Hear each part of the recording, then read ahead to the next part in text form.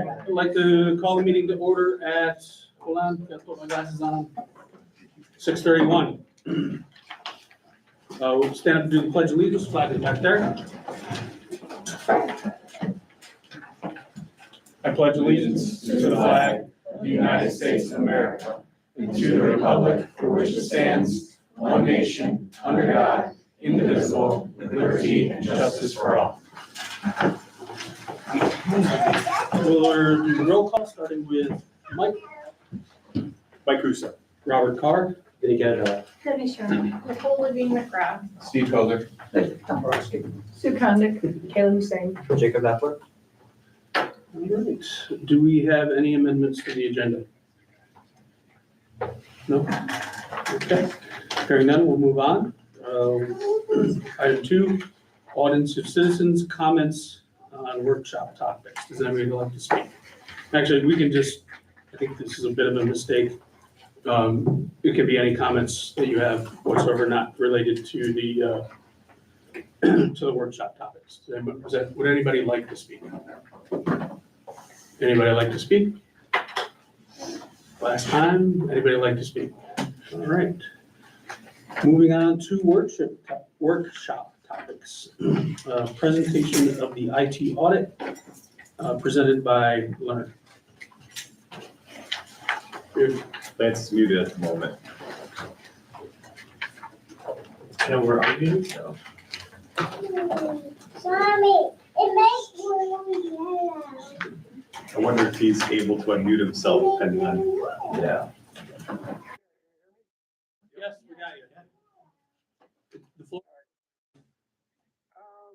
What did you want me to discuss exactly, or? Presentation of the IT audit presented by you, Lance.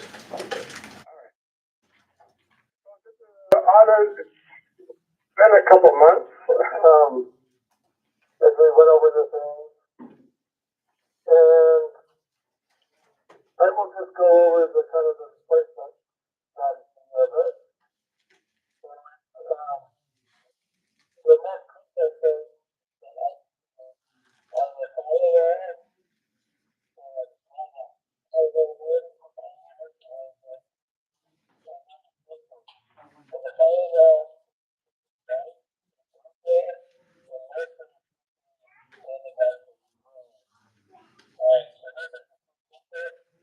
Lance, could I interrupt for just a second? I'm sorry. So those of you who don't know, this is our IT audit because we have some stuff that's end of life for the board members here. And this relates directly to the capital money that we got from the town. I think the town number was 500,000, and we've also found a grant that will allow us to, I believe, up that to what number? Do you remember, Ralph? Like 647,000? Okay, and I'm sorry I didn't do that before. I should have done that before I introduced Lance. Go ahead, Lance, I'm sorry.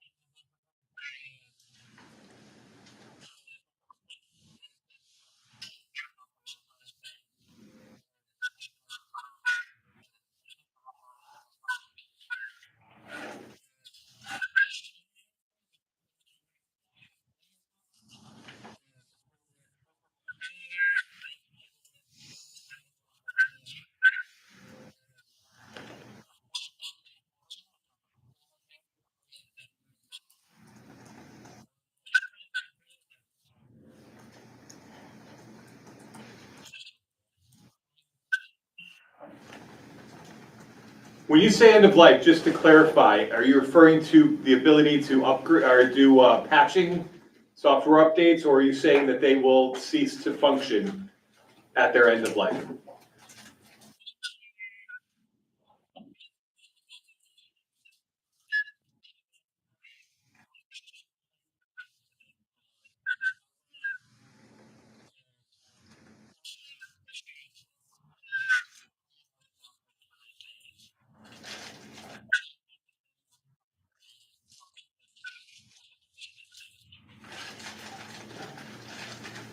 Now, one thing you didn't mention were switches. Is there, is it part of, because I've read your analysis. How many switches do you think we need to upgrade?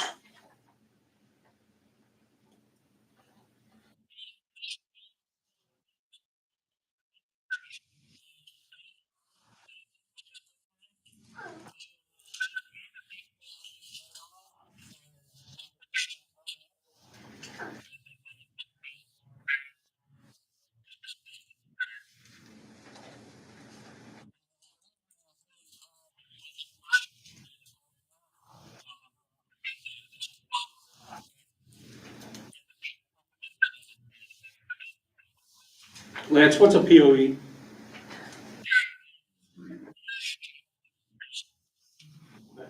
Nicole?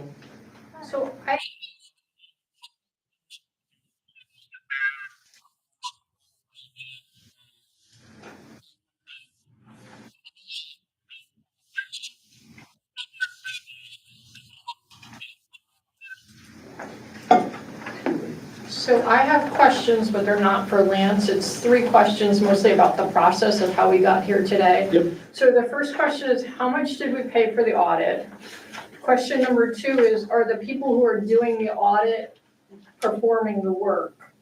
And then number 3 is, do we have like a proposed cost sheet estimate somewhere to say, I see that there's an order of priority of what needs to be done, but what is this actually gonna cost? Like, Yeah. I have no concept of any of that. So how much do you remember It's around $4,000. for the audit? So that was the cost for the audit. Your second question again, I'm sorry, Nicole? Are they performing the work? Okay. I don't think that's been determined yet. Is that correct?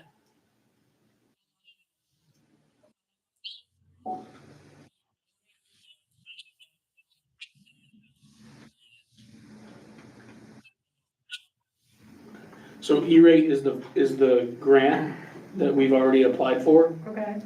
So that will be paid out of the grant, as far as I know to this date. And to my knowledge, we don't have costs yet, so no work will be done.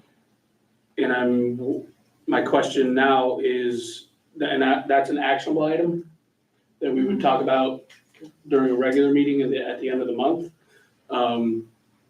So it may not be Learn.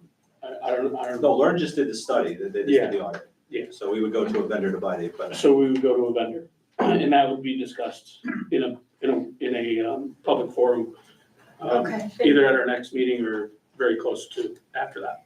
I also think it's a topic for discussion at the next facilities meeting, which will be taking the study and then trying to get actual numbers on what that means based on going rates.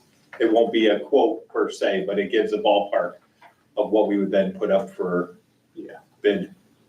Okay. So the thinking with the facilities committee, it has been, find out what we need to do, then find out how much it costs. We have if you look at what you guys were given, at the very end, at the conclusion page, the very last few paragraphs there, that, none of that has been determined on how much it costs yet. We're gonna get into that. And we normally have a facilities meeting on the first Monday of the month. We're probably gonna have one between now and the next meeting that we have on the 28th of this month. And it's also being discussed tomorrow in the finance meeting, Yes, finance committee. Vic? Since there's a lot of jargon in here that Yeah. doesn't mean too much. is that, the way I understood what you said is that this update brings us to equipment that works.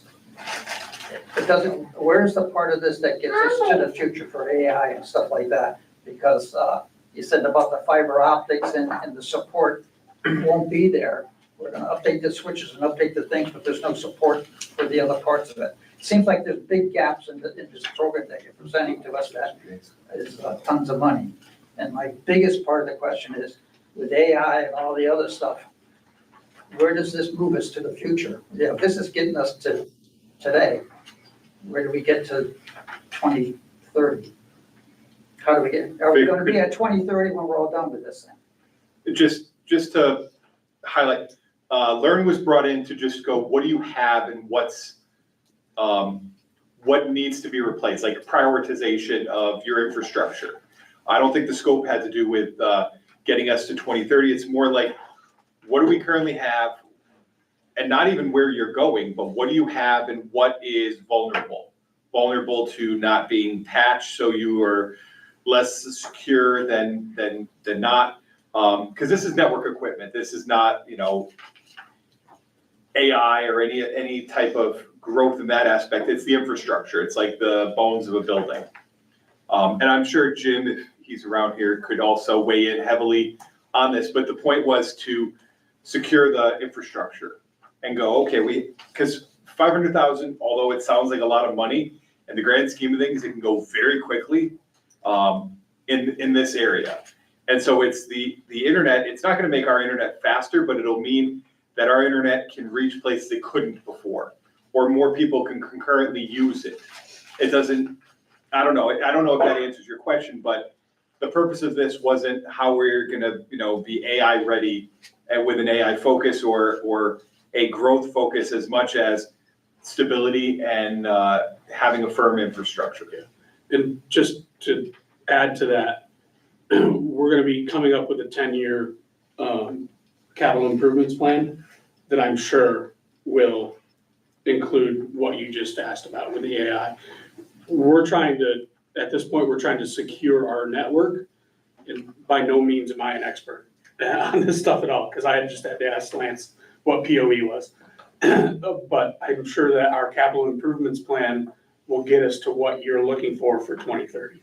So this is focused on making sure that our network is secure. It's focused on, for example, like when we had our last meeting after everyone left, Mike was having trouble getting on the internet at Quaker Farms.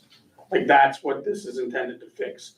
The capital improvements plan that we're gonna put in place, I think we have another RFP out on that because our bids were real high. That will include what comes in the future.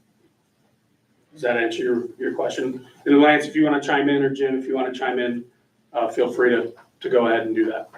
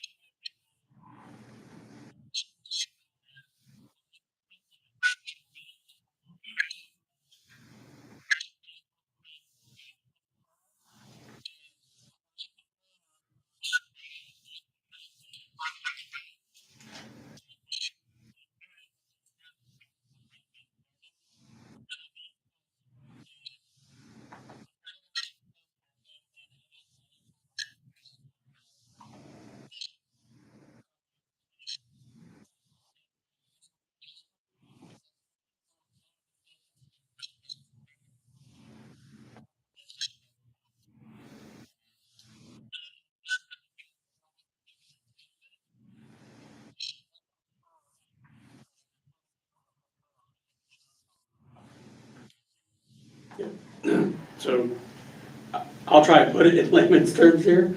So we are currently at Wi-Fi 5, is that correct? Okay. Wi-Fi 7 is the highest that you can go at this point in time right now. So what we're trying to do here is get to that so that we have internet coverage, way better internet coverage at QFS. And then also do the same, I mean, I'm sure it's better at the newer buildings at the high school or at the middle school. But our older schools need to be updated so that we have better Wi-Fi access, so that our Chromebooks don't sit there and spin and you see the circle of death and all that type of stuff. Yeah, I guess my only concern is that, I have a car that has 4 or something, and it went to 5. So half the stuff in the car that I bought is all shut down and not accessible to the car anymore. So I don't want to be going through a drill like this, and we're gonna get up to 5, and the day we Right. flip the switch for 5, and they come in and say, oh, you gotta be a 7, boy. Yeah. You know, and that's the kind of stuff that goes on with internets and looking at new TVs, that, Yes. OEL is obsolete today and all that other kind of Yeah. stuff. So when this first started after we were approved for the 500K, I kind of wanted to slow things down a little bit so that we could have this type of conversation. So that we weren't spending money in places where we didn't need to spend money. We were upgrading things to the highest point we possibly could to get to that particular point where we can have internet access at Quaker Farms, at GOES. So that's why during our conversations during the facilities committee meeting, we basically said, okay, we don't really want to go to, Wi-Fi 6, because that's gonna, the end of life of Wi-Fi 6 is gonna come way before end of life of Wi-Fi 7. So we made the recommendation in the facilities committee meeting to go, hey, we just need to go to Wi-Fi 7 so that we have good internet access. So as Mike, myself, and Joe, we wanted to make sure, this is why it's taking so long for us to get through all of this. We wanted to make sure that we were spending the town's money as well as we possibly could. So that we weren't just patching stuff and moving on.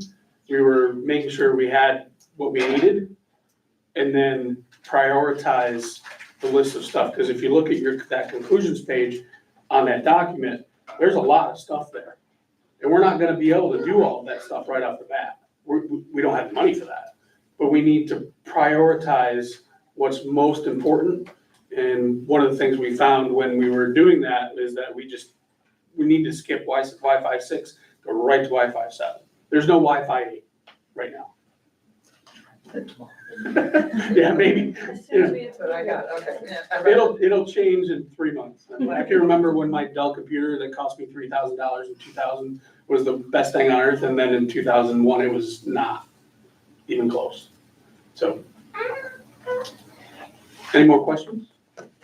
Are we gonna come back to this at the next meeting? Because I just feel like there's a lot here. Yes. And I don't think that we've had enough time to digest it all, but I also wonder, I know we have this audit, is there any other audits planned to make sure that, no offense, that this is actually what we need? Because, There are no, but we will definitely be revisiting this in terms of cost, and we will also be prioritizing what needs to happen. We'll talk about it in the facilities meeting, which is why I want to have another one between now and October 28th, I think is the day, so that we can start talking about costs. I think Noah and John have some of that right now, and they will be involved in that facilities committee meeting. And you guys can always call me. I may not be able to talk to you about the specifics and the jargon and all that stuff, but I can certainly make it easier to understand as we go through the process. so, and my only question is, so we're just gonna take whatever's on this audit and say this is what we believe that we need and put it in the priority list? Is that basically it? Yeah, ultimately, the priority list will be determined by the full board with recommendations from the facility subcommittee. Like, my entire process with trying to slow this down was so that we were not spending money willy-nilly, and we were doing the stuff that needed to be done that we can afford with however we're doing things. And E-rate, I don't know if you heard him say that, okay? E-rate is the grant that I was talking about. And the grant, I believe, I could be wrong, was an additional $167,000 on top of the $500,000 that we can get. We are currently in that process to get that money. And it's just a matter of hitting deadlines that we need to hit with the grant and then getting approved and then getting the money. And if I said anything incorrectly, let me know, Ralph. Sounds good. Oh, I don't know if Yeah, this is, Sorry, you got it, right. yeah, this is, And we're discussing it tomorrow at Finance Committee meeting as well. okay, and that's at 5:30? 12. 12, okay. Yeah. It's in my calendar. And if you look ahead to the meeting for those on the board, there's a document already in there with some financial breakdown. Yep. I haven't had the discussion, obviously, we're gonna have that tomorrow, but it's there if you wanna look at it. Yeah, we need to make sure that we're spending the town's tax dollars in a very appropriate manner, which is why I slowed things down. I wanted to know what we needed. I didn't want things not at a high priority. I didn't want us spending money on stuff that wasn't high priority. So, And we have time to slow this down, like none of these things are urgently going to crash and burn. what is the deadline for E-rate? February? You guys remember? Twice a year. Yeah, We have until, I believe it's next September to actually spend the funding, but there's another deadline, I think we're involving the proposal that we received and the vendor that was initially engaged. No, but I also mean like the equipment itself, like we have time to like take our time, figure out what needs to be fixed and how to fix it. It's not a full end of life like tomorrow. Not tomorrow. I believe the year would be 2026, but I don't know if it's February or if it's June or if it's September, October, but it's in 2026. Jim might know. April this month, April this next upcoming year. 26. April of next year. The firewalls go end of life April 20. Oh, Yeah, that's what it says, for sure. Which is your look into from the outside in and outside, inside out. Okay. That stops lots of things from happening, lots of things. I guess my only other.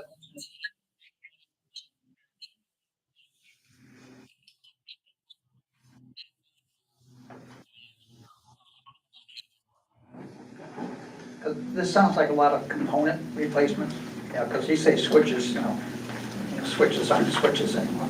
So with the, how the electronic industry, being chips or whatever, is in turmoil, is this stuff going to be available as we phased into this? Right. Are we going to take something apart with no parts to replace it? I mean, that's all got to be put into this because you're going to face massive electronic shortages shortly. So, that's got to be put in here to get us up to date. But it scares me when he says we're going to bring it up to date and a lot of things I'm still going to work with.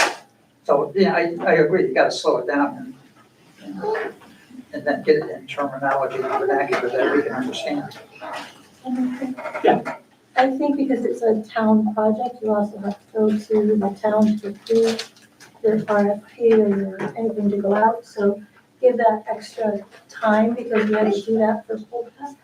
Yeah. So I would just be cautious of the time to get to. Was the pool pack different than a capital project that was already voted on by the town? No, it was already, the pool pack had been approved, but we had they have to tweak the RFP and to go out. 'Cause that also created a little bit of a hiccup for the HVAC applications as well, so just be mindful of the time. Jimmy, got anything you want to input here? No, I mean, these are all essential to the backbone of what we do on a daily basis. Yeah.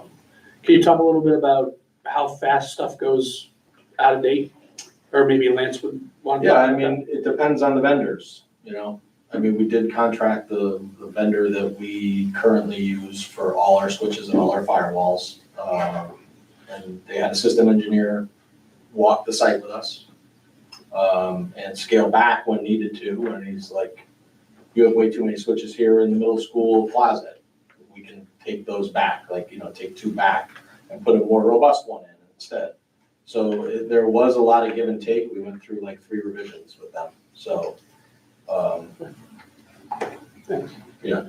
Lance, you got anything you want to add to any of the questions that you've had?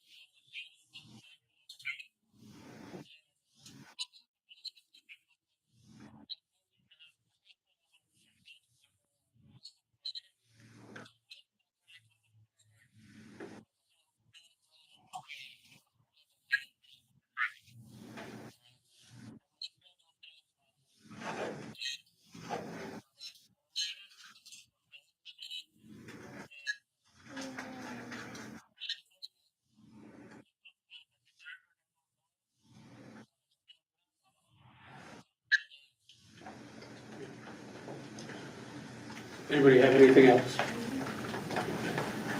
Mike, you're good?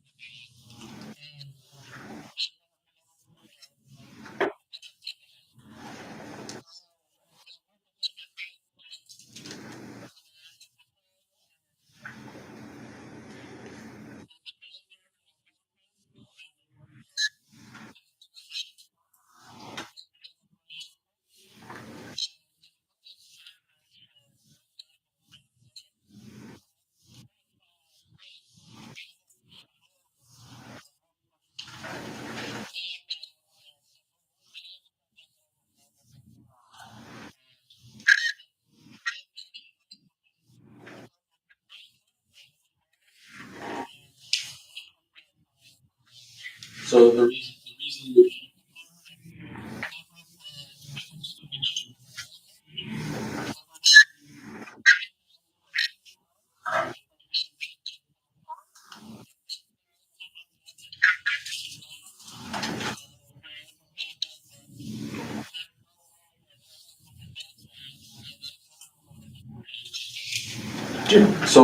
So the reason we did that change is because when we initially did the proposal, the F series was essentially too big for us.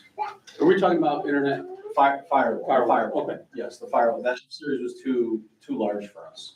Okay. They wanted to do the G, but the G had a software requirement that it would only handle, I'll say 200 switches. I don't know if that's the actual number. We had 300. So we couldn't really do that. Then a software update came out for the G series, I believe, whichever one's the newest one. And that impediment went away.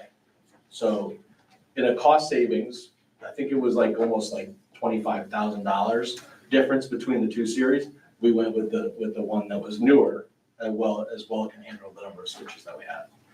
And the Wi-Fi, the reason we stayed at 6E was because we aren't going to have devices that can handle 7 for a very long time. You know, most of our wireless devices are Chromebooks. 95% of them. I'm not sure they're even on N yet. So to be at where 7 is going to be is probably not going to be this cycle. It could be, but we couldn't possibly predict that. So what, So we found the medium and went with the less cost. so is what you're saying, our devices that we own within the district are not compatible with 7? Correct, Okay. currently. They would work though. They would work, They would because work. they go backwards. But you're not taking advantage of the 7. Right. You're only going to go to the 5 Okay. or whatever Wi-Fi, strategy they're going to max out at. So that's the reason why we went with 6s, and cost savings. Any questions now? Clear as mud. Anyway, It's like Windows 7 and Windows 11, Okay, nothing more. so more to come. anybody have anything else? Okay, good. All right, thank you very much. Thank you, Lance. Thank you, Lance. You're welcome. Have a. You Take too. care. Okay, now that my brain is fried, Heather, for the presentation of the international trip to Spain. Hi, everybody. Good evening, Heather, how are you? Good, how are you? I'm good. So I have the great honor of introducing Ali Pacheco as one of our world language teachers and also our department chairperson for world language, unified, PE, applied tech. She's all the people. She's here tonight to talk about an opportunity for our students to travel abroad this upcoming April for a trip to Spain. So I'm gonna let her take the floor and answer questions as they come. Thank you. Thank you for this opportunity to present to you a trip for our Wolverines to travel internationally. I believe the last time the kids were on an international trip was 2018. So I'm really excited to propose a trip during April vacation to Spain. This would be a 9-day trip during April vacation with a company named ACIS out of Boston. Before I became a mom and had 2 children, I used to travel with my students from West Haven High to Mexico and Spain and Italy. So I have about 4 or 5 trips under my belt with traveling with kids. So I'm really excited for the possibility of this. There's so much for the kids with the biliteracy seal and travel and everything that we learned basically from 7th grade up until 12th grade will actually be live and in action. This company, ACIS, is vetted, and it's just a really great opportunity. So I want to thank you guys for looking it over and considering it. Okay, does anybody have any questions on the trip to Spain? Oh, there you are. Hi, go. So I see it's open to the juniors and seniors, correct? Yes. Do you have to have a minimum number of kids in order to do it? 6. Yes, 6. Okay, and do you feel confident that you can get that? I'm not sure because it's already October and the trip will be in April. I'm hoping to get that. If I don't, then what I'd like to do is come back to you and ask for permission for 2027 for Italy. And then in 2028, go back to Spain. So alternating years with the kids to travel. Could an option be to make it open to the younger grades or no, it has to be? From my experience, I believe that the juniors and the seniors are at an age where they're very mature and they could handle things. In the past, when we allowed the freshmen and the sophomore kids to come, we had a lot of issues with kids who were not used to not being at home, a lot of social issues. So we'd like to offer it to the older kids as a reward for their hard work with the language and their maturity. Okay, and then do you do any fundraisers to try to lower the cost, or the cost is the cost? and So that's it? ACIS, thank goodness, they do offer opportunities for the kids to fundraise. They have and I believe that's on page, where is it? They have a website where the kids could hop in and they could actually, it's kind of like GoFundMe, but through ACIS. So the kids can have family members and friends sponsor their trip. They also are going to offer a $500 scholarship, seeing that's our first trip for the kids. So that's another excitement, $500 scholarship for a student, a possible student. Thank you. Thank you. Yes, I'm sorry, how much will the trip cost approximately? about 5,000. 400? Yeah, 5,000, thank you, about 5,400, but that includes a round trip, international flight, hotels, 2 meals a day, a leader who is with us 24 hours a day, 7 days a week, all of our museum entrance and things like that. Is that per student or? Yes, per So- student, 5,400. So it's 30, I'm sorry? it's 30,000, 5,000. Well, it's Total. more for a student. Yes. If you wanna go, you're paying 5,400. Yes. But total cost, yeah, you're right. Are there chaperones going or? So the chaperone issue, I would prefer to have a Spanish-speaking colleague first, for the first round. And then if we don't have a Spanish-speaking colleague, then to open it up to the possibilities of other chaperones. But I really need somebody who speaks the language in the event we have to split up the groups or something like that. And how many chaperones per, like how many students per chaperone? One chaperone per 6. So if you got 12, you need 2 chaperones. Yes. And who pays for the chaperones? The company, it's free for the chaperone. For every 6 kids, the chaperone is free. Because we're working during the day and the I'll be the night second and on the bus. That's a lot of work. Sounds great. Being a chaperone. Right? You did great. We have a waiting list for chaperones. It's not as easy as it sounds. Does the company provide any type of security for the kids? Absolutely. One of the main reasons why I love ACIS, they've been around since the 1970s.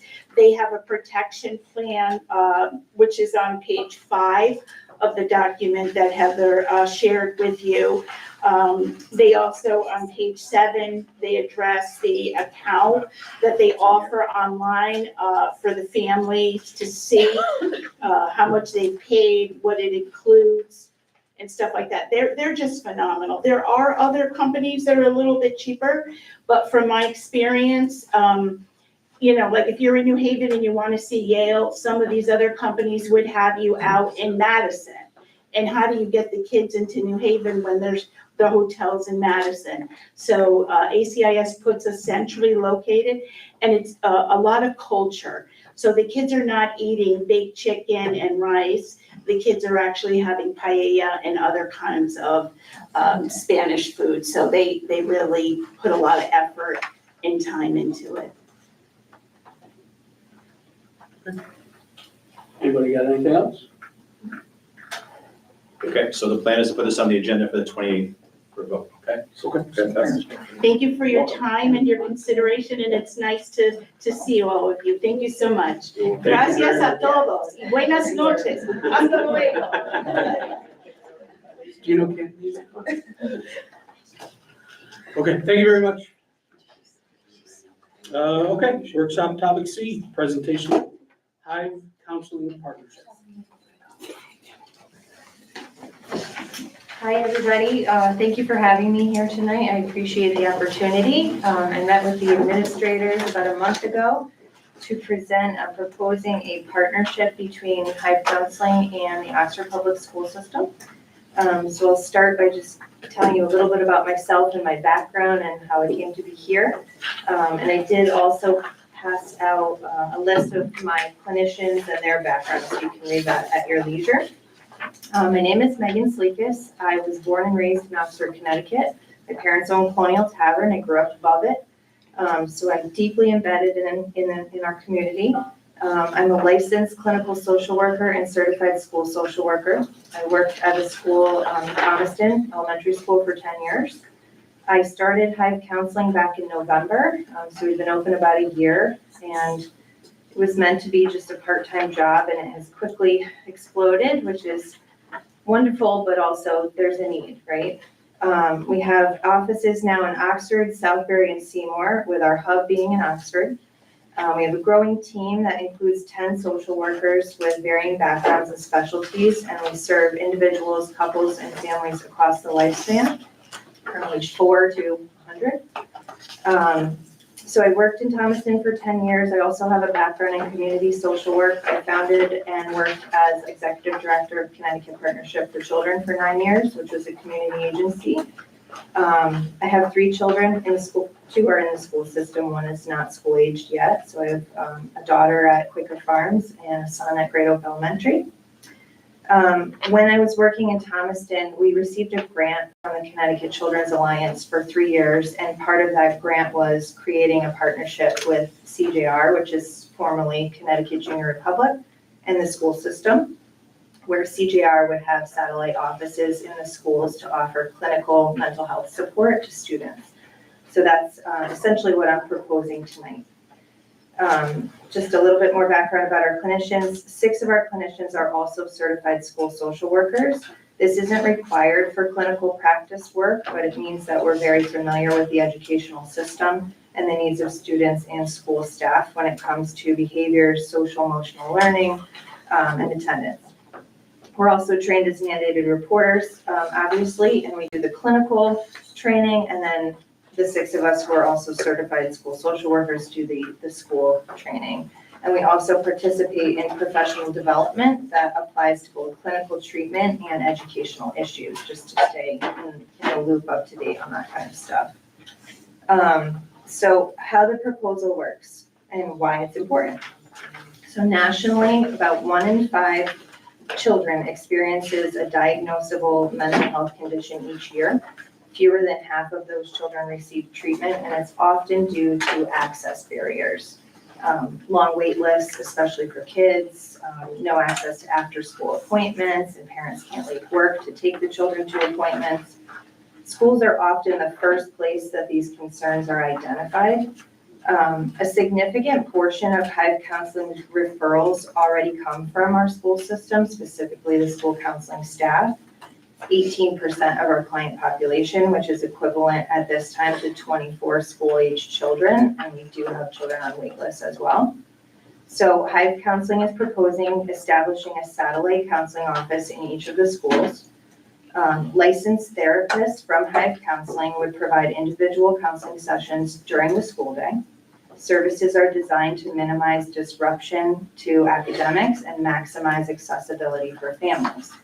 The school has to provide a private confidential room. The space can be a shared space, but it cannot be shared at the time of the session, and a phone line. And the space does not have to be any specific size.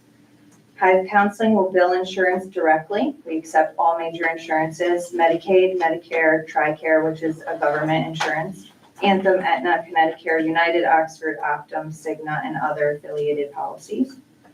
All scheduling, documentation, and family communication would be managed by our practice once the referrals are made. Schools can support communication of families through letters, your website, administrative newsletters. Hive can provide templates to facilitate this communication if needed.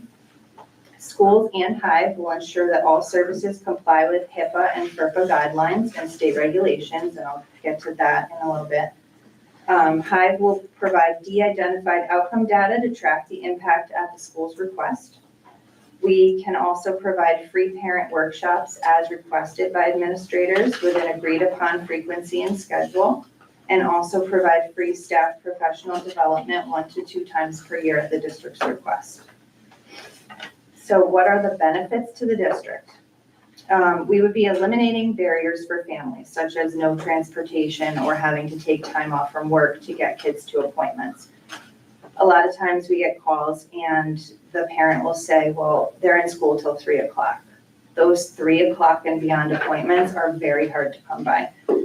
My answer to this up to this point has been, well, we're going to get another office and we're going to hire more clinicians. And at this point, that has to pause.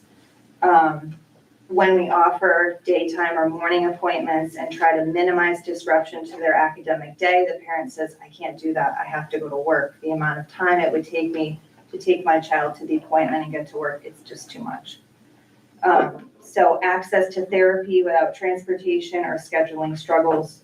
Most practices in the local area, have no availability for those after-school appointments or are full and have long wait lists. Services are covered by existing insurance, and our staff helps families navigate their insurance and coverage. Hive staff can also connect families without insurance to care coordinators or can directly help facilitate insurance coverage in order for access to service. So if there's a child who doesn't have health insurance, we can help them get the health insurance that they need. It improves student outcomes. This kind of model has led to fewer absences, better focus, and improved academic performance. As a school social worker, I firmly stand behind if a child is not emotionally available for their academics, their education, they're not accessing their education to the fullest extent. This partnership can lead to decreased classroom disruptions tied to unmet mental health needs. Students struggling with chronic absenteeism or truancy are best serviced in a practice location first, so giving them that support in our offices outside of school, and then support for reentry. So we would collaborate with the school team around truancy or absenteeism. Hive addresses mental health barriers that might prevent students from attending or engaging in school. The benefits to the district would also include support to school staff. So we would give teachers and counselors an additional resource for students in need, early identification and intervention for issues before they escalate, flexibility in scheduling and program design to meet the district's needs, so working with administrators and the counseling team. Hive staff can be part of reentry meetings for students who might have had a recent hospitalization or are at risk and need to be connected to services. And then this model would also strengthen community partnerships by investing in local wellness. There's a continuity of care in a familiar, safe setting, and this partnership can strengthen the school's role as a hub of community support. I strongly and stand firm behind all of these because I saw it firsthand in Thomaston for 3 years, and it really does work, and it's beneficial to district and family. So the process for implementation is pretty simple. A memorandum of agreement or understanding, ensuring that district and practice goals align and expectations align. Hive would add Oxford Public Schools to our general and professional liability policies as additional insured and provide certificates of insurance. How our insurance works is we have every policy that you can ever imagine. For professional liability, the business is insured, and each individual provider and employee is added on that policy. I also require all providers to have their own individual professional liability policy. Schools will provide a confidential space and a phone line, a working phone line. The school counseling team, administrators, or a parent would identify a concern or a child in need of mental health treatment. The parent or guardian would be contacted to explain the service and can obtain consent if the parent wasn't the one making the referral. The school would complete a referral form, and we would provide that form, and then it would be given to us. We would gather insurance information, the history, and conduct a clinical intake, and scheduling of appointments would be coordinated between family, school, and the Hive. I also compiled a bunch of common questions and concerns about this model and this program. So I'm hoping that I can address everything and then certainly welcome questions. What is my child missing? Scheduling is coordinated between school staff and therapists, always with minimal disruption in mind. In-school sessions are typically 25 to 45 minutes for younger children and 30 minutes to an hour for older students. This is all flexible. Frequency and duration are flexible, and they're based on need. Typically, sessions are once per week, but this is also flexible based on clinical presentation and need. If 1 hour per week is clinically indicated, this can be broken into 2 30-minute sessions. Can spontaneous, unplanned, or crisis appointments be scheduled at the last minute? At the parent, counseling staff, or administrator request, an active client of Hive Counseling can be seen at the last minute as long as it's feasible with scheduling and space. So they'd have to be a client of the Hive. But we can also, like I said, participate in those reentry meetings and getting the child connected to care. How much does it cost? Insurance is billed directly, and therefore families may have copays or deductibles according to their individual healthcare plan, just as they would going to a doctor or a specialist or seeing us in the office outside of school. There's zero cost to the district, no need for a line item in a budget. We just need a space and a phone line. How do we share this resource? Flyers, parent letters, district website, parent-teacher nights. To staff, we can do focus groups to answer questions, informational sessions for applicable staff on the referral process. We would collaborate collaborate heavily with the school counseling team. Will parents be in the school building? This is a district decision. In Thomaston, the answer was yes, but it's totally up to you. Typically, parents would come in for an intake or participate virtually, or family or parent sessions are also available, and that is something that we could also do in the offices. So a family session could take place in the evening or on a weekend to be flexible. This takes a holistic approach to the student and includes the family as a valuable partner in their child's treatment and education. How is this different than what the current counseling staff do in the school?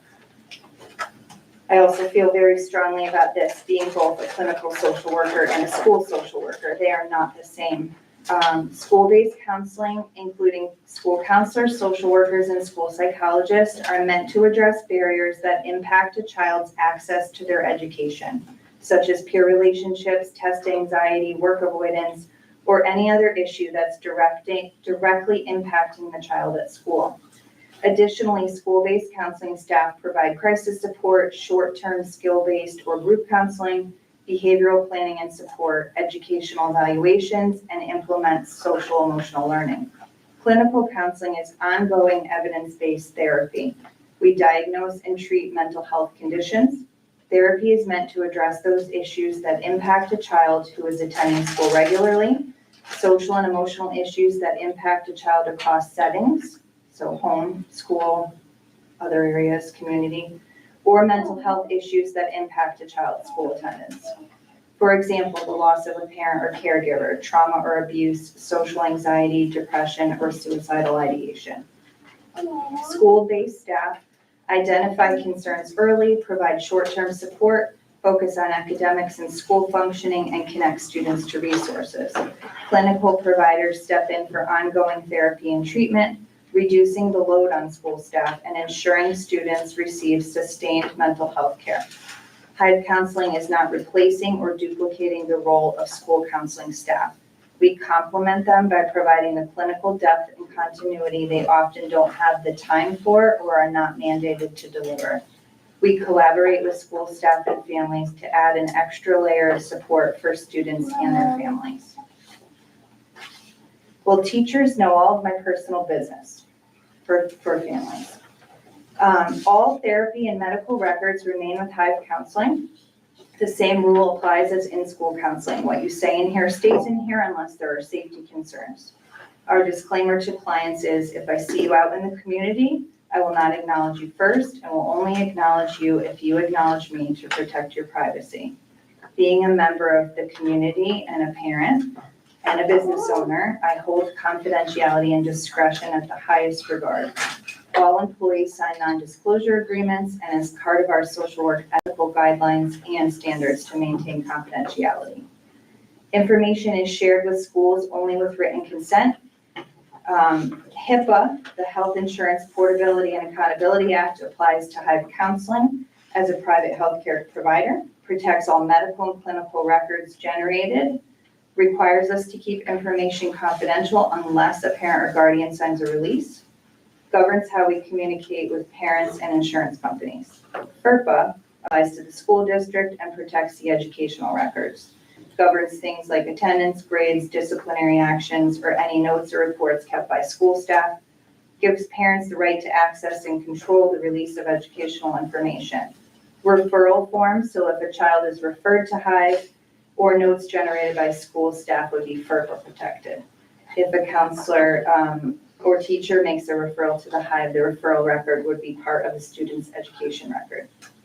Schools cannot share student information with the Hive without parental consent either, so it works both ways. Is this service only individual sessions or groups? I had this question come up at the administrator presentation. Typically, it would only be individual sessions. We do have the ability to bill insurance for group services. That's not something that we've yet done in our community setting. It is in the works for November or December. But any groups that we would run at the school would be clinical, so it might be difficult to find a group of students that had the same clinical need for a group. But it is something that we're open to discussion to about. Licensing and insurance. Hive Counseling is a limited liability company and private group practice. We are not a clinic. As such, we are all individually licensed practitioners with the Department of Public Health, and many of us are also members of the National Association of Social Workers. Continuity of care. In the summer, when school is not in session, we have Oxford, Seymour, and Southbury locations that can provide continuity of care for students, so it wouldn't just end because the school year ends. Additionally, if the school district is willing to provide a space, we can continue services at a school building throughout the summer. We would not stop services unless it was clinically appropriate to discharge, not just because the school year ended. Hive Counseling has also been building a strong network of community partners for referrals, including other outpatient practices, intensive outpatient programs, and in-home programs, as well as medication providers. So we have the ability to refer students to other resources as needed. And lastly, what happens when we're at capacity? We would just hire more staff to meet the needs of the school district. So that's all I've got. Do you have any questions for me? Vic? Yeah, are you working with any other districts here? No other districts. Oxford's my home, so I proposed it here. Okay. Yeah. And I no longer work in Thomaston. I left as of May, so. Okay, so, you said you're a brand new business? A year, yeah. Seems excellent. Mhm. And, seems like obviously there's a pretty good need for it in Rockford. So we would be your first client? The first school system, yeah, the first partnership. And, thanks. Good. So I have a few questions. One, so your first presentation was to the admin group and Dr. Marino, and now to the board. We have school psychologists, BCBAs, we have social workers, I believe for 211 emergency situations. We have external contracts with clinical offices, I believe, for emergency cases where there's an issue. Basically, your service would not interfere or be a part of any of that.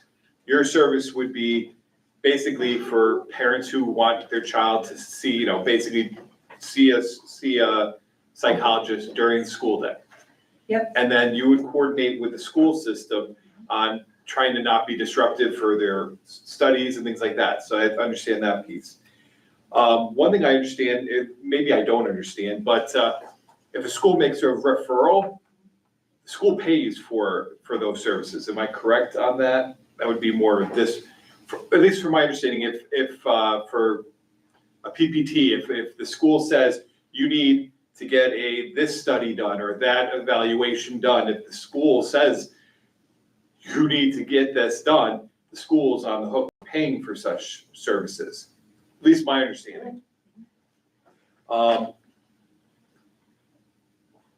Did the school, like you presented to the school, but does the school have a need for that? And maybe that's a separate conversation, but is there a gap? I mean, because just as much as having psychology services, dentist's office, I mean, there are other medical pediatrician, having a pediatrician in the school system to provide services, because there's many ways that kids leave school for services and that you would have the opportunity to push in. Does the district want this type of service? Because I know every minute of academics is jam-packed, like down to the minute. Like come middle school, they don't even get recess because we have so much academics, we have to jam in. Is this a service that the district is interested in pursuing? Well, we discussed it at our administrative council meeting, and we believe so. We believe there's a need out there. The conversations that administrators been having with parents and trying to find access, especially at the younger grade levels, it's very challenging for parents. And we have quite a few struggling students and families. I mean, it's a family challenge.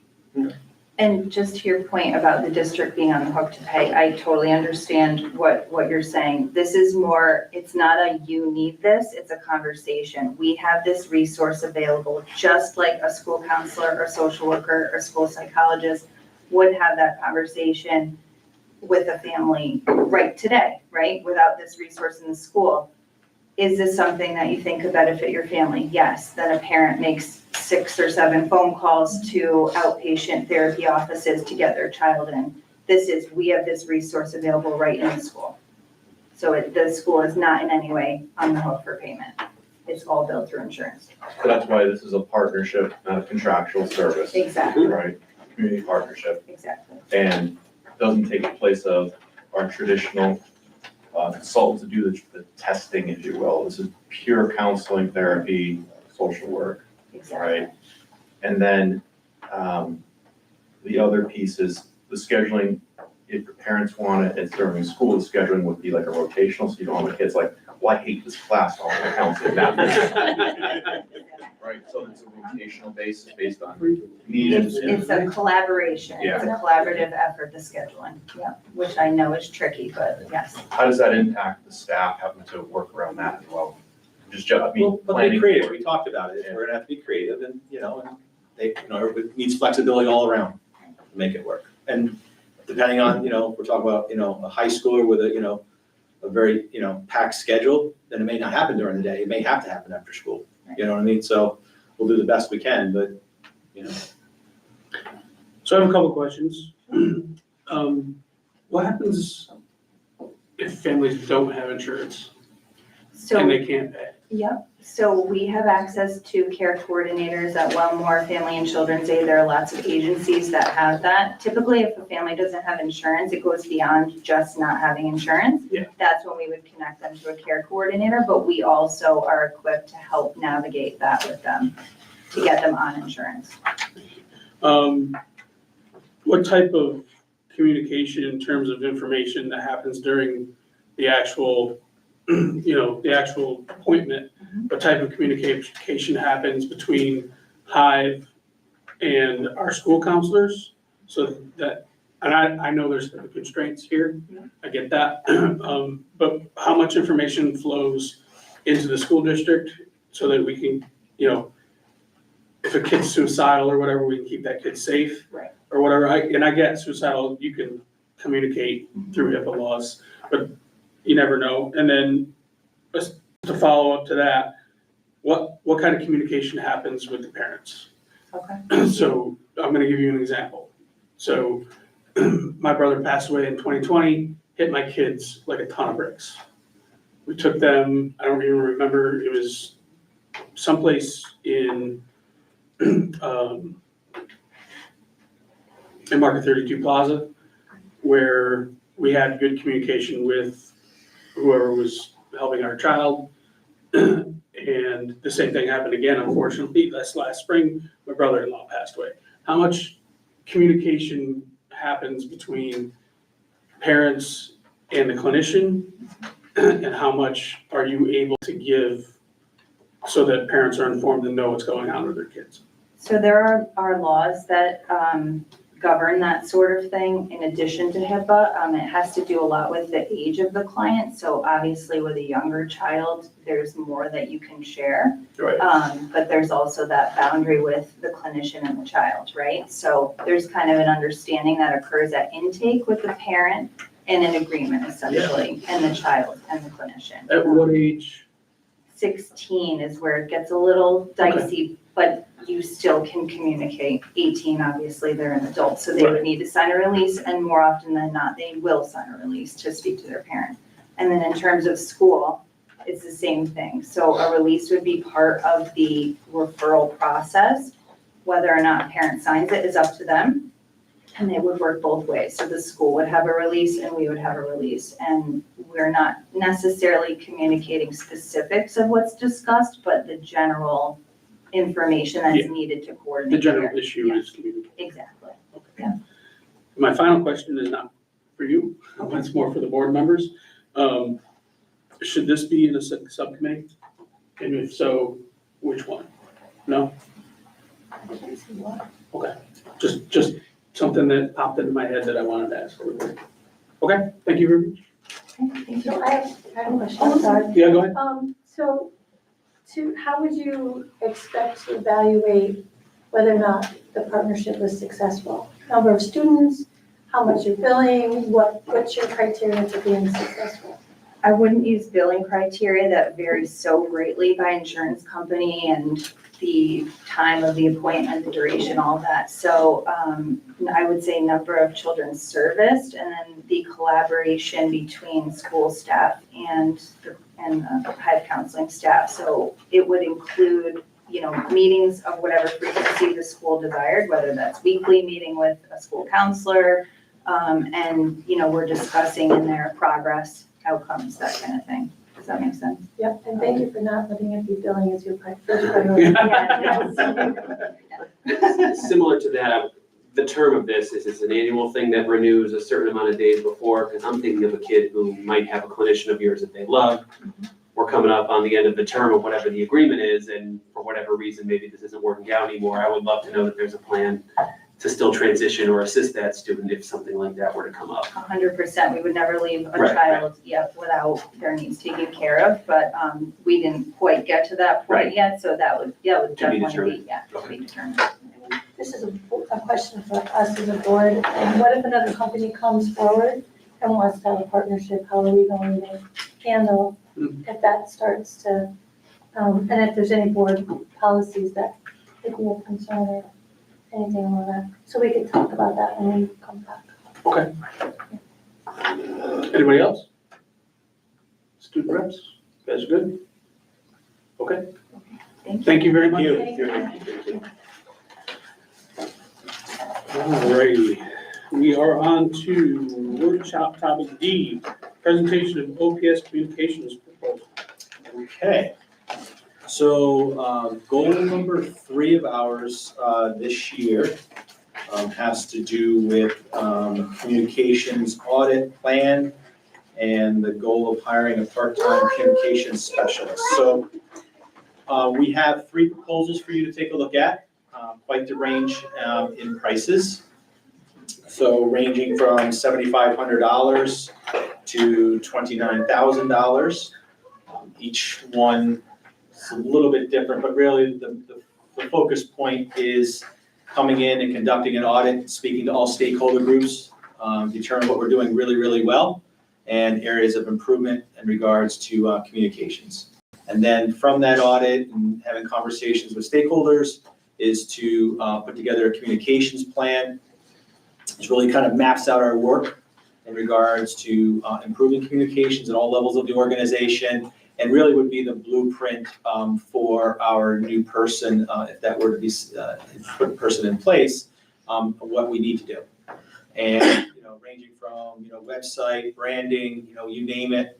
But the first step is identifying a firm or an individual to conduct the audit. So that's where we're at.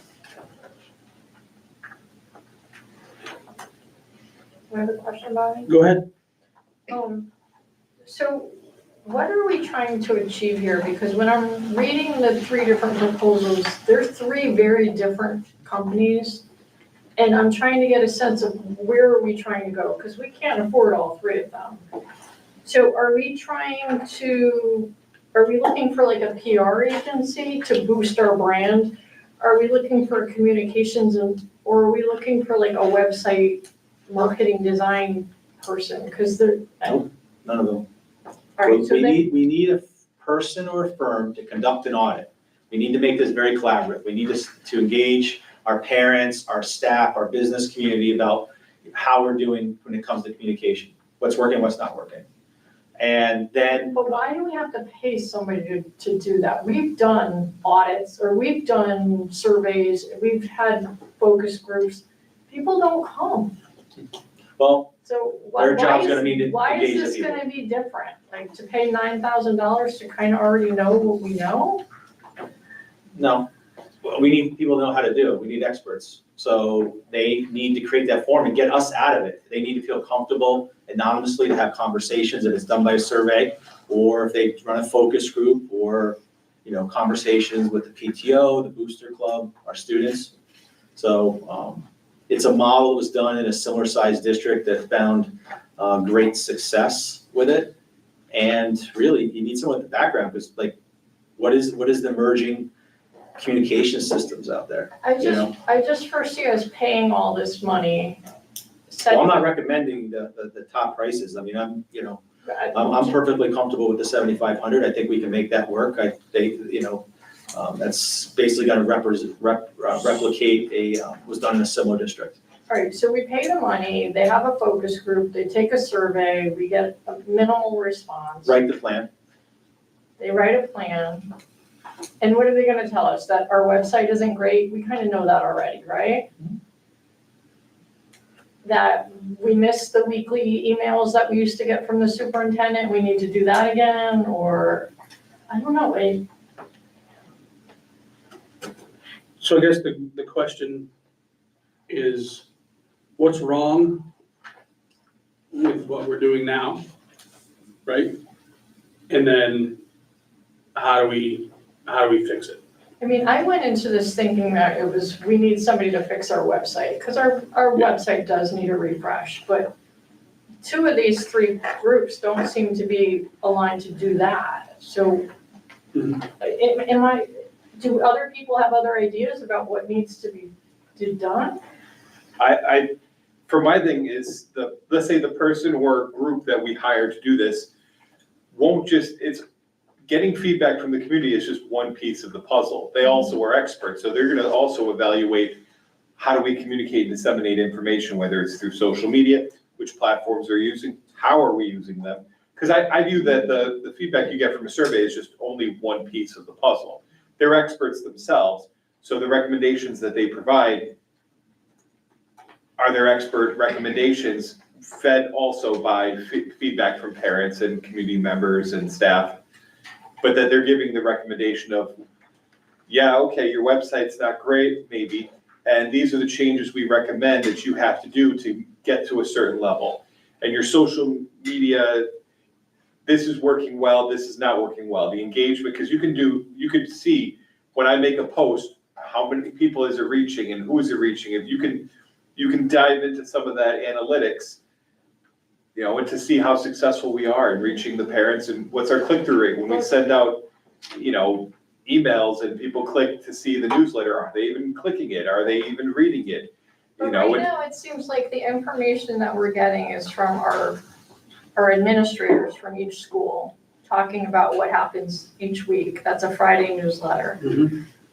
The only information we get as far as activities is the booster club or the quarterback club saying that there's information, there's a game coming up, or support this team. I think we've just dropped the ball on our social media presence, from what I can see as a parent. I don't know that we need to have an audit to tell us we're not using our social media. Do you understand what I'm saying? I understand.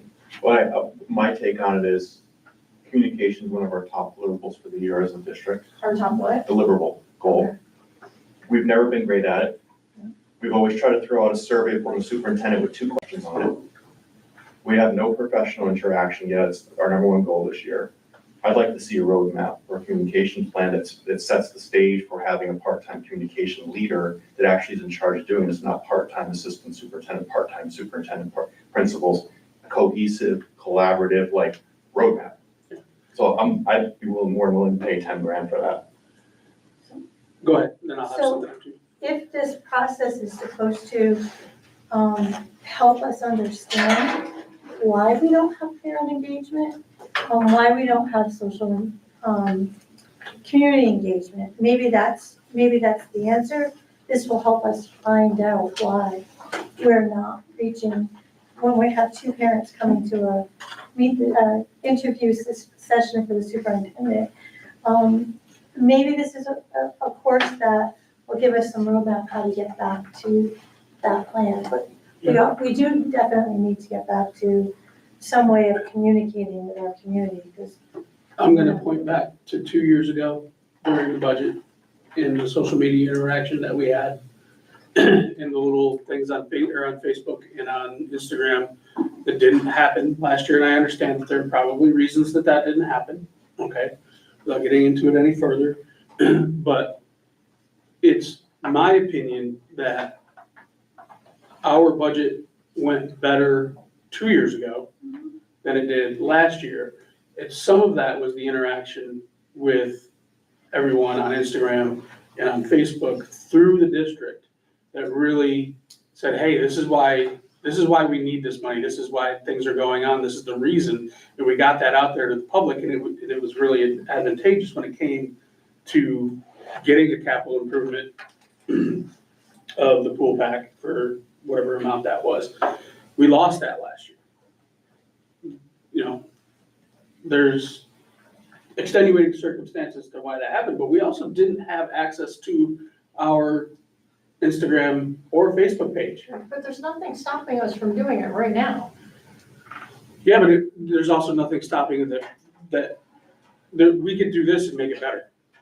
Where, you know, $100,000 cut in our budget doesn't happen at the very last the town finance committee meeting, just because that's what happened at the time. So I agree with Steve. I don't wanna spend, well, the first one was like $29,000, like, I don't wanna spend $29,000 on it. But I'm definitely okay with spending $7,500 on it to make things easier, have better communication with students. We get emails all the time about communication. Hey, did you know this? Hey, did you know that? I'm sure I don't want to even see your email inbox. Okay, so, or yours, Linda. So what I'm saying is that maybe we could alleviate some problems or alleviate the issues that we have with lack of communication with parents by spending $7,500, and we have happier parents, we have happier students as a result of it. To me, it's definitely something that I'm willing to pay for, 100%. I get your point though. So then after, you wanna go first? Yeah, ladies first, so you can go, no. Sue, go ahead. So after we do the audit and they tell us what we're doing wrong, then I'm assuming there's costs incurred to update our website or whatever. Those are gonna be more costs. This is just telling us what we already know that we're not doing. It's like a facility study. Like, what are we not outside in, what are we not doing, what should we be doing, what's the roadmap, and then we put the projects in place to get us to another level, so we have to do it. And are we going then to pick maybe are we gonna hire someone to just run all of this? Like, instead piecemealing, having principals and administrators and whatever, do we just have a correspondence I think person, that's communication? probably what'll happen with the audit. Like, Well, do we part of need our someone? goal, yeah, our goal Yeah. this year is the audit, the write the plan, and hopefully, Yeah. get someone in place by July 1, part-time person. Yeah, this is one of the goals that we set as a board, along with input from the superintendents. Honestly, I think it's the first one, right? What's that? It's the first goal that we set. Number 3. Number 3. Yeah, we did our first 2 goals are what we already started last year with the evaluation system and the Connecticut school climate policy, but this is a new one this year. We've had a number of surveys in the 8 years I've been here, okay? And many of them have been long. One of the last ones was 3 parts of 16 pages each, okay? So they're not simple things. Enough so that we had to send it back and have them reanalyze it so we could understand it. But basically is that one of the summaries out of it was that the student body, one part of the survey, the parents, the other part of the survey, and then a combined, was that they wanted certain things, such as 46 and 56 and something like 60% said they wanted more business courses in education dedicated to, let's say, careers, for lack of a better word. We did nothing. So when you send out the next one, they go, it didn't do anything. We never even talked about it. So you can get all the kinds of things that you want to get input from. They've given us input in over 3 surveys, one of which was massive. Find that one and read that, and they can say, with this group, this is what the public wants. How do we get that there? Because we don't respond to what the public asks us. It's as simple as that. And that's part of the reason they don't contribute. If you talk to them one-on-one, you'll see that. They'll just say, you haven't changed anything. know, and we need a change agent. So when you do this, you know, the $7,000, whatever, you gotta be prepared and ask the questions of what will make kids wanna come to school and what is the benefit to them. Because the student is our customer, and they can respond to that. What I would say to that is, we have our change agent, he's sitting to my left right now. And he's trying his best to not do what you just described. I'm not discrediting you in the slightest, you're 100% right. But we have someone in place now that is committed to communicating better with the public and with the community and with parents and with students. We have to trust in that, and I trust in that. So if we gotta spend, again, I don't wanna spend $29,000. I don't mind spending $7,500. And then frankly, it is up to the 9 of us sitting here to make sure that it happens. The responsibility is ours. And if we don't make it happen, it's not gonna happen. You know, we could take the survey, and even if it's just dedicated parents, you know, we get 7, 8, 9 of them that say, hey, you know, school, it snowed until 5 o'clock in the morning, but the roads are gonna be open and we're gonna be open for school and the school's been plowed. And all that's, like, if that's a problem, then that's what gets fixed. I just think we don't know what we don't know right now. That's personally how I feel about it. Well, I'm glad I'm 100% right, so thank you. I've seen it. I've been on the board for 2 years. I've seen it myself. I've seen surveys come through here and nothing happens. That's on the 9 people that sit here. So we gotta, if communication is a goal, we gotta meet the goal. We have to have Ralph implement it. Okay. Yep.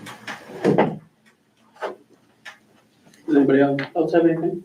No action, right? Not till, okay. Talk about it on the 28th? Yep. Okay. Okay, thank you.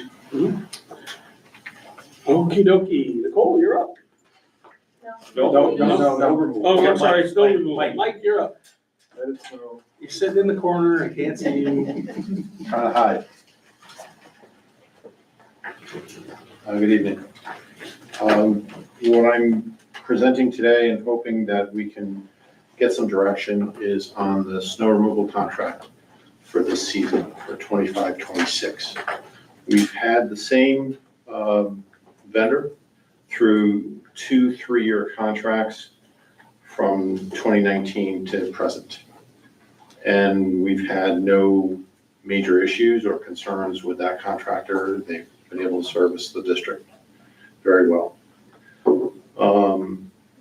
What I'm hoping to do is to get your permission to extend this contract but for 2 more years. We have come to the end of this 3-year term, and I'd like to try and amend it for that 2-year period. The reason for it is if we don't extend it, we'll have to do an RFP. And I believe that the quotes that we are receiving will be much higher than what we are paying right now. I've spoken with this contractor, who is the same contractor for the town's landscaping contract, and this is an offshoot of that contract. I approached them on the idea of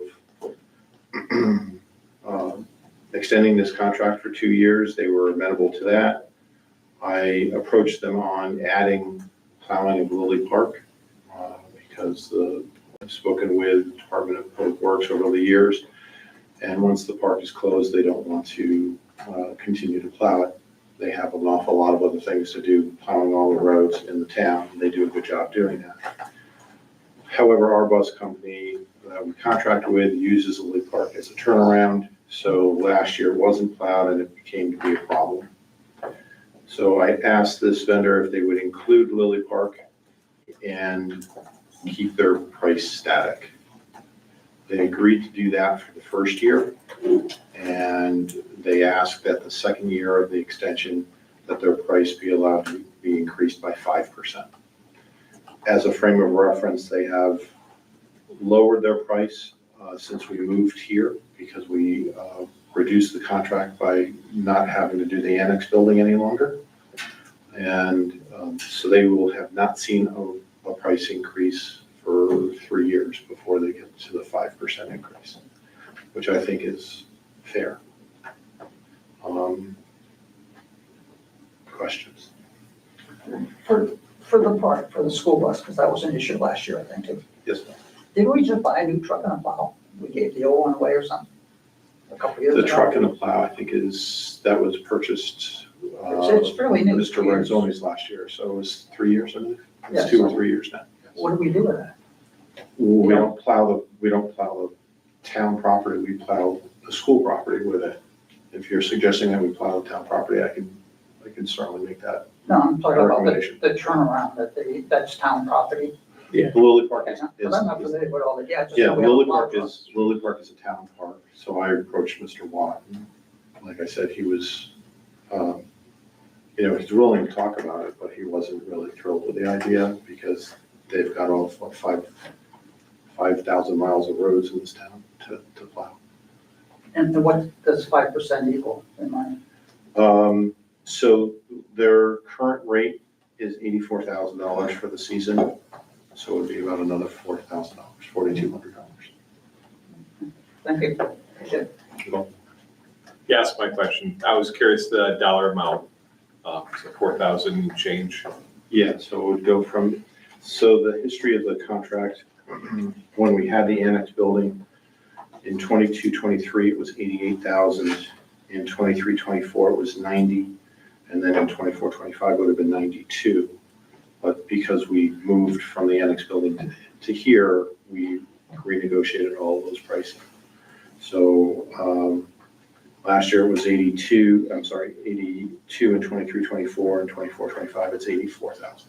So that would remain for this year, and then the following year would go to 88,000. Is there a reason we don't want a 3-year contract, or is that they just wanted to do a 2-year contract? I proposed a 3-year and they only wanted to do 2. Does that mean that is it because they don't want to negotiate heavily with us, or, because I know that they're shrinking in some areas for their business, landscape wise? I'm not aware of whether their business is expanding or shrinking. I don't know why I think they didn't want to lock themselves into a 3-year contract with low increases. Fair enough. That's my guess. I don't have that answer for you. Anybody else? Well, last year they made out pretty good because we had no sun. Yeah, so- They either do really well or they do really bad. Well, that's the argument. Do you do it by storm or do you do it for the season? The season is easier for Noah to budget. And, sometimes it works out for you and sometimes it doesn't. So, but if it's okay with you, I'd like to ask for permission to move forward with them on a 2-year extension if that's possible. If not, You want to do it? We have to put on the agenda for next, on the 20th. Okay. I have a Go question. ahead. So what's our policy on RFPs? What's the dollar amount? Because I think that, I have the answer for that. So it's $8,000, requires 3 bids, and anything over $25,000 requires an RFP. In the past, since I've been here, we did not do an RFP for this 3-year contract. The board allowed the superintendent to execute the contract without going out to RFP. So if we can amend this one, that's great. If not, then I'll do an RFP. We'll do this on the 28th. Okay, Thank you. thank you. Thanks, Mike. Sorry, I jumped the gun, Nicole. That's okay. We had a policy committee meeting not too long ago, and we went through the policies that needed technical edits. There's several. I'm not gonna go over each and every one of them with you tonight. They're all down for a first read. The first one is, policies 0521. We just changed the name of the policy because it used to be known as commentary February 2016. And then we also changed the name of the contact person for that policy. So we're updating, taking Dr. Polganowski's name out and adding Dr. Mullins' name to most of them. And that's basically what the changes are. Wherever it says technical edit only, you'll see, you go into the policy itself, it's changing the contact information.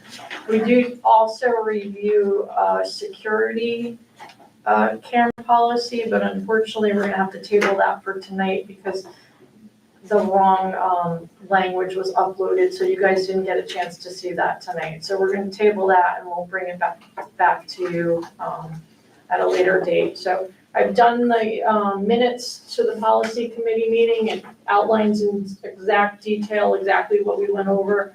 I encourage you all to take a look at that. If anybody has any questions, you can get in touch with me. And hopefully the next time we have a business meeting, we could do a second read and approve these policies. Just a quick question. I know each of these is the right one, but the security one is new or is the change? It's a new policy. It's a It's new new. policy, yeah, and it's just, we at the committee level, we had added some more language in there regarding safeguarding where the public would have a reasonable expectation of privacy, and that didn't make it into this draft that's before you today. So that's where we're pulling it, and we're gonna make sure you have the exact language that we were talking about. This came to us from Brian Beiger, and he had worked with our Shippen Goodwin for a model policy on schools that have security and surveillance systems in place. It's not a requirement, but it's more of a safeguard for us to have a policy. But at policy committee, the suggestion was made, great suggestion, just include a statement that says that there's no cameras anywhere where someone would have a reasonable expectation of privacy, bathrooms, that sort of thing. So, Examples, right? we wanted to make sure that that was directly in the policy. We'll have that for a first read for you guys next time, but it is a new policy that we would be adding. So it's about where you can have it, storage procedures, access procedures, outside school district access procedures. It's access, it's, purpose. I'm sorry. So you're saying the one that's attached is not correct? So this was the first draft we got from the attorneys. At policy committee, we wanted to add another statement. So we'll have that updated draft language. It just lists the Connecticut general statutes that are in place as well. All right, correct me if I'm wrong, but I believe we're on Q. CABE trial membership for 2026-2027 school year. A little background on this one, about a week ago, Ralph and I got a email from CABE offering a discounted rate for CABE membership. We have not been a CABE member in 2 or 3 years. No, more than that, yeah, way more than that. I'm gonna say 4, That's one of 5. the ones that killed it. Probably about 5 years ago. So we don't have a real good grasp of what our actual cost would be without the discount. I got it at 3:30 today, so I can tell you what the new cost would be. Okay, so do you have the cost for if we didn't get the discount? Yes. Want to go ahead and? Yeah, so turns out the person one of the people from CABE I know from another part of my life, so she's in charge of the member relations. So I asked her what would be our rate if we weren't getting this discount. She forwarded it to the person that emailed you guys in the first place, offering the trial rate. She said that the trial membership for 1 year is 50% of the regular rate for non-members. So we would just double that to get our regular rate. And realize this is for 26-27. The trial's for next year. Yeah. Okay, just so you know. So then that rate would be She said the 27-28 school year. The trial rate is 50% of whatever it would be. So having said all of that, What is 50% of something? Well, yeah, the number is more of, yeah, we have. Go forward. having said that, when Ralph and I first talked about this, I did say this is gonna be an uphill climb for the board. Because of past interactions with CABE. So now's the time. I'm gonna let Mike go first, because he just about punched me to go first. I was just trying to answer Vic, he was wondering what the price would be without the discount, and I was like 7,500, Yeah, I still, yeah. give or take So, 74. I still get the newsletter, so. Yeah. They never So- believe me. Comments, questions? Well, I went to a couple of their seminars and stuff. and they were excellent, you know, and a lot of stuff that I learned there, like in my first year here, was very educational, especially for a new member to be able to go there and go to their seminars and learn about different things. So it does have benefits. They tend to be on a different side of the coin than I would be on for most of their things, but they do present really, really good arguments and what's current, that what's going on. So it's a window into the world of Connecticut for $3,500 is not that bad. Deb, I know you feel strongly about this. We used CABE a lot for policy work. So when we decided to change from CABE, we went to Shipman and Goodwin for policy, which made it a little bit easier for the board to manage through a lot of the stuff that was going on. But I think that CABE, at the time when the board voted, Steve, correct me, that we wanted to no longer be part of CABE was because of some of the positions that they had taken on some items that we as a board at the time felt fairly strongly about. So that was why the board chose to no longer stay a member. But I will agree with Vic, their new board member program is phenomenal. It's a great way to understand the roles and responsibilities for new board members. So, you know, I mean, Zach can certainly come do a little dog and pony show, but there's definitely a lot more in depth and things like that. So. Nicole, do you have an opinion? So I didn't realize we weren't a part of this for over 5 years. I honestly didn't miss it. Like Deb said, we shifted away from policies from CABE and went to Shipman and Goodwin, and I think it made a world of difference as far as getting us back in line with what we needed to do. It's just a better program. So I don't need to be a member of CABE. Steve? I mean, kind of piggybacking on Deb, I'll just be more direct. Yeah, I find them as a very close extension of the Department of Education in Connecticut. I find sometimes their conferences and discussions are less than inclusive for one side or the other. To a point where sometimes it's like, but if this new administration feels it's a tool chest that they want for $3,000, I'm fully supportive. I have a personal bias against them from things I've seen, so I heard. Yeah, my thought was the resources look great, but I've never used them, so I can't speak to how helpful they would be, but there seems like there would be a lot there. And specifically like the orientation stuff that we were talking about, I think could be very helpful just to kind of help people understand their roles and responsibilities on the board. Anything else to add? I go with you on it. It doesn't make, I didn't care that was there, and, you know, I don't know what other things they do except for the things that I was involved in it. But, you know, they do present things, and they do have seminars and stuff that you can find and read yourself, you know. As a matter of fact, some of the lists that you send out, typical reads that you have there, is very much what I look to them for, and so you get it there. So, yeah, I spent $3,500 on something else personally. One more thing, they do a great job with board chair information. They have monthly meetings, quarterly meetings. And I know Stephanie went to quite a few of those when she was a chair. And they definitely will give you direction on, you know, some stuff that is coming up down the pipe, so. I guess everyone's kind of answering that. I mean, obviously, CABE has not been in since I've been on the board, so I really don't know the benefit to a school district of being a member, or does it give us a heads up on anything, or does it really matter? Yeah. If, let's say we didn't go with this $3,700 CABE trial, what's the cost for, because we have 3 new board members coming on in a short period of time. What's the cost for non-members to do the training? Yeah, it's double, they get you, I mean, but, you know, you have to do the cost analysis. It's good what Vinny found out with the second year costs of that, but but I'm used to taking a group of board members to the annual convention. You know, that's what I'm accustomed to. There's a lot, I mean, New York, the workshops are phenomenal, and it has all the different, you know, political spectrum. I spoke to a couple superintendents, they find value in the CAVE annual convention.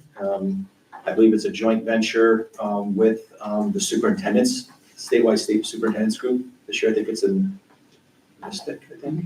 So, I find value in it. I think that's important that we go. There's a convention to take new board members to? Oh, no, regular board members. Many years I've had all 9, all 7, you know, all 5. So I think that's part of our professional learning.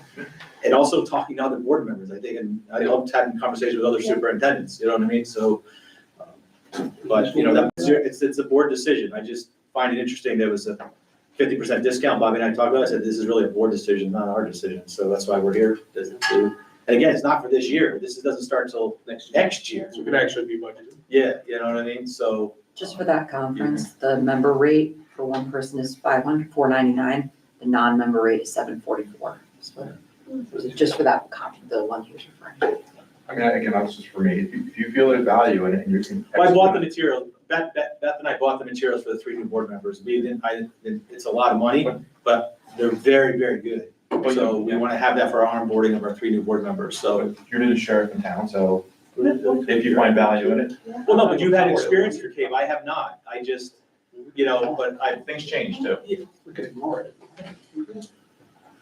And it's only for one, remember, it's an annual decision too. You know, something goes wrong, and they don't do it. Does it start January of 26, or does it start like July 1st? I'm accustomed to a school fiscal year, so I think July 1 of July 1 of next year, next summer. So this year, we would have to pay all the non-member rates, which is fine. I mean, we need the materials for the new board members, so we're already doing it, so. Anybody have anything else? Talk about it on the 28th. Well, it's active, the 28th is a business meeting, so I don't know if you want to take action yet or not on it. Do you want to wait until the new members come on board, or? I mean, You want to take action? I mean, I'm deferring, you know, to you guys. You're gonna abstain, is that what you're telling me, Steve? No, if there's value, you see a plan for it, go for it. I feel the same way. I kind of feel like whatever resources we can give the administration at this point, being new, and if it would help them, I think, I mean, $3,700 It's not much in the money. grand scheme of things of what we spend money on. Right, yeah. I think if it helps, if there's nothing to say if we don't like it, we It's a can't one-year deal. cancel it. You Yeah, try it know, out. we've done it before, wouldn't be the first time. We don't need to vote on that, right? Just, It's a I know it's not a business meeting, but we don't, I don't know, the practice of memberships. It's not To a join budget. something? Well, you must have voted to drop it, It's right? under the amount, right? You probably should vote on it. So let's vote on the 28th. okay. Professional memberships, and I think that's the only reason why. Alrighty. Again, to our second audience of citizens, does anybody want to make a comment? Anybody want to make a comment? Anybody want to make a comment? Nope. So we're moving on to executive session. Are there no committee reports? No, we're trying. We have the student report. Oh. Yeah. Yeah, go ahead, guys, I'm sorry. No, it's not a business meeting, but they can do it. Yeah, go ahead. Alright, I'll go first. The OHS shows their student governments and they've selected it for every class. The Student council has begun. The continuation of the school council will begin on October 20th. The Youth Conservation Corps has been working towards making wheelchair accessible trails near the high school.